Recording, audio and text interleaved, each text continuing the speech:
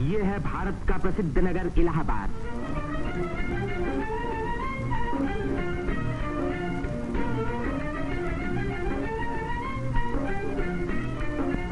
यहीं पहल उत्तर प्रदेश में एक विश्वविद्यालय की स्थापना हुई। इसी वजह से ये नगर उत्तर प्रदेश की शिक्षा और सभ्यता का केंद्र माना जाता है। पंडित मदन मोहन मालवीय, पंडित गोविंद वल्लभ पंत और अनेक प्रतिभाशाली व्यक्ति इसी विश्वविद्यालय की देन हैं, जिन पर आज देश को गर्व है। ये है हमारे प्रधानमंत्री पंडित जवाहरलाल नेहरू का निवास स्थान, आनंद भवन। भारतीय राजनीति का ये एक प्रमुख केंद्र रहा है। इस नगर को तीर्थराज प्रयाग भी कहते हैं। यहीं गंगा और जमुना का संगम है।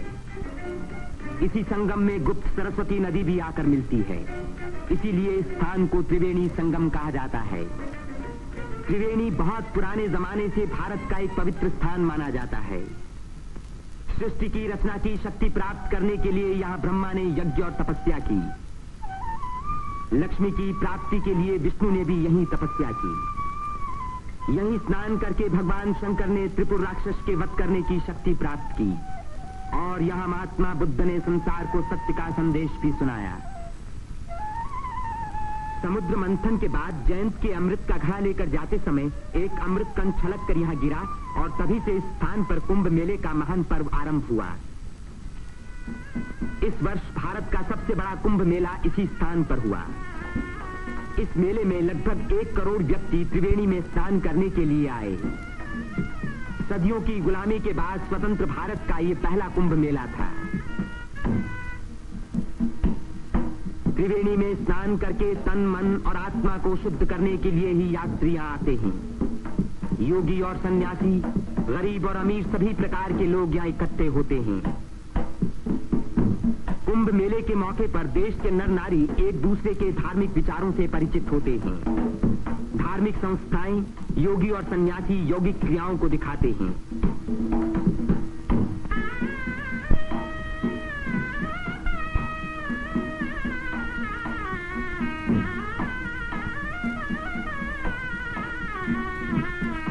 धार्मिक विचारों पर तर्क वितर्क होते हैं और देश के गौरवपूर्ण प्राचीन रहस्यों का उद्घाटन होता है। यहाँ के सुंदर दृश्य प्राचीन भारत की महत्ता की याद दिलाते हैं।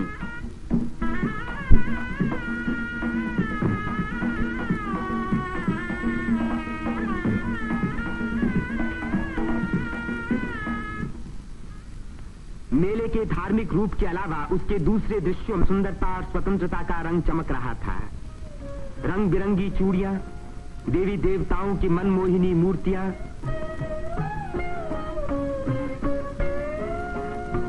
हरी जपन की मालाएं, सिंदूर और चंदन के ढेर, औरतों के साज श्रृंगार, बच्चों के खेल खिलौने, लाल बुझक्कर मिट्ठू मियां।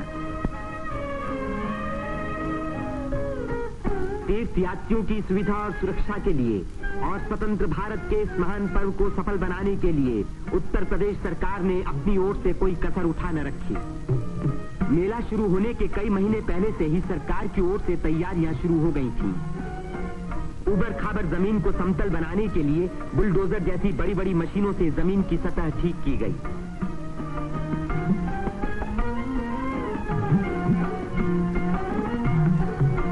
गंगा जी ने अपना किनारा 15 से 30 फुट गहरा काट दिया था, जिसके कारण यहाँ स्नान करना असंभव था। बुलडोजरों ने इन किनारों को सपाट बनाया, जिससे तीर्थयात्री यहाँ सकुशल स्नान कर सके। जिस काम को 1000 आदमी 3 महीने में खत्म नहीं कर सकते थे, उसी को 6 बुलडोजरों ने 15 दिन में पूरा कर दिखाया।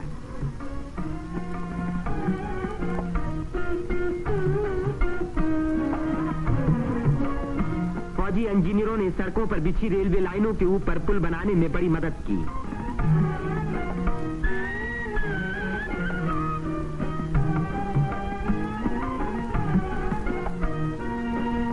इससे रेलों के आने जाने के समय भीड़ सड़कों पर कभी न रुकी, बल्कि लगातार त्रिवेणी की ओर बढ़ती रही।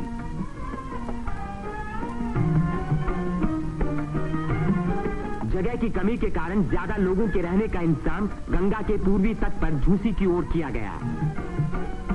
वहां से शेष मेले तक आने के लिए भारतीय सैनिकों और उत्तर प्रदेश सरकार के सार्वजनिक निर्माण विभाग ने पीपों के 6 पुल बनाए। कुंभ मेले के इतिहास में यह पहला मौका था जबकि यहां बिजली लगी। 1000 बिजली के खंभे लगाए गए, जिनके लिए 160 मील से अधिक लंबी तार लाइन इस्तेमाल हुई। उत्तर प्रदेश के स्वास्थ्य विभाग ने यहां सफाई का बड़ा अच्छा बंदोबस्त किया। चारों तरफ मशीनों से लगभग 250 मन डीडीटी का भारी छिड़काव किया, जिसके कारण मेले में मच्छरों व मक्खियों का नामो निशान बाकी न रहा। मेले के आरंभ से ही सरकार ने हैजे के टीके लगवाने का प्रबंध किया। यात्रियों को सलाह दी गई कि वे मेला क्षेत्र में आने से पहले टीके लगवा लें। कदाचित इसी व्यवस्था के कारण मेले के मौके पर कोई भी रोग नहीं फैला। इतनी भारी भीड़ भाड़ के मौके पर आमतौर से दुर्घटनाएं हो जाया करती हैं। इन दुर्घटनाओं का सामना करने के लिए उत्तर प्रदेश सरकार ने चिकित्सा एवं स्वास्थ्य विभाग की एम्बुलेंस गाड़ियों से घायल और बीमार यात्रियों को तुरंत अस्पताल पहुंचाने का पूरा प्रबंध किया। 9 अस्थायी अस्पताल डेरों में खोले गए, जिनमें 228 रोगियों को रखने का इंतजाम था। गरीब रोगियों को खाना मुफ्त में दिया गया। राशनिंग विभाग ने यात्रियों की सुविधा के लिए यह आटा, शक्कर, मिट्टी का तेल और अन्य जरूरी सामान का भारी स्टॉक जमा किया, जिससे इन चीजों की कीमतें न बढ़ पाईं। इसी प्रबंध के कारण हर व्यक्ति को सस्ते मूल्य पर अपनी इच्छा का खाना मिल सका।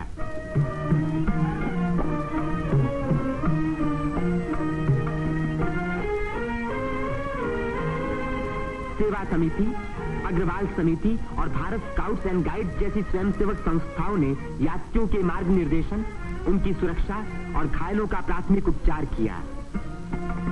पुलिस यात्रियों के संचालन का कार्य करती रही। आने जाने के लिए अलग रास्ते रखे गए। भीड़ को काबू में रखने के लिए चलते फिरते वायरलेस सेतु का इस्तेमाल किया गया।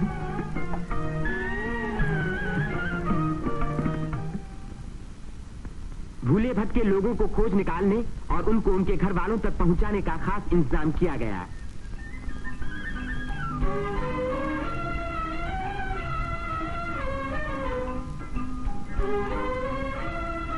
मेले में लाउड स्पीकरों का एक जाल बिछा दिया गया, जिससे भटके हुए लोगों का नाम पुकार पुकार कर उनको एक स्थान पर इकट्ठा किया गया।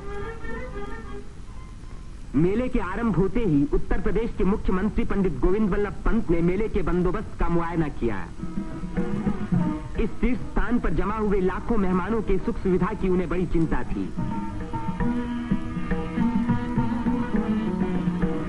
उन्होंने नाव पर सवार होकर घाटों का निरीक्षण किया।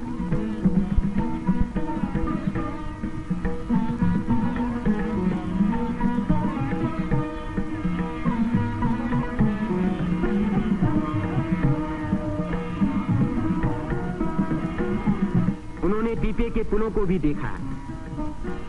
ये अखाड़ा जो ऐसे ही एक पुल को पार कर रहा है, पुल की मजबूती का सबूत है।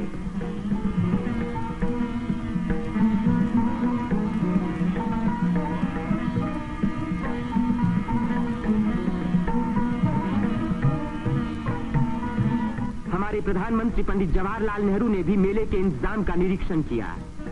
वे सड़कों पर घूमे और पुलों पर भी गए।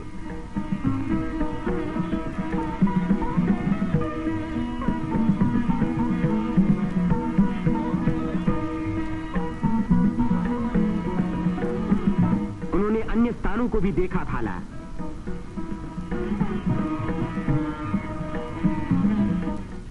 भारत के अन्य लाखों व्यक्तियों की भांति हमारे राष्ट्रपति श्री राजेंद्र प्रसाद ने भी त्रिवेणी में स्नान किया। इस दिन अपार जनसमूह यहां इकट्ठा था।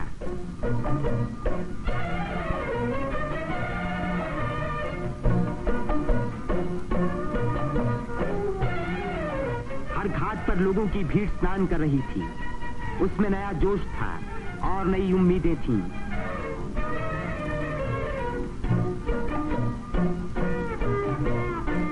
ये दृश्य जाहिर कर रहा था कि इस भीड़ की महान रचनात्मक शक्ति के कारण देश का भविष्य उज्जवल है। उसकी इसी शक्ति के कारण हमारी उन्नति के बड़े से बड़े कार्य अवश्य सफल होंगे। जिस स्थान पर मनुष्य और देवताओं ने यज्ञ किए और भविष्य का संकल्प किया, उसी स्थान पर इन नर नारियों ने आज भारत को फिर से बलवान और सुखी बनाने की प्रतिज्ञा की और भारत की स्वतंत्रता को अमर रखने के लिए अपने शरीर में एक नए प्राण को जन्म दिया।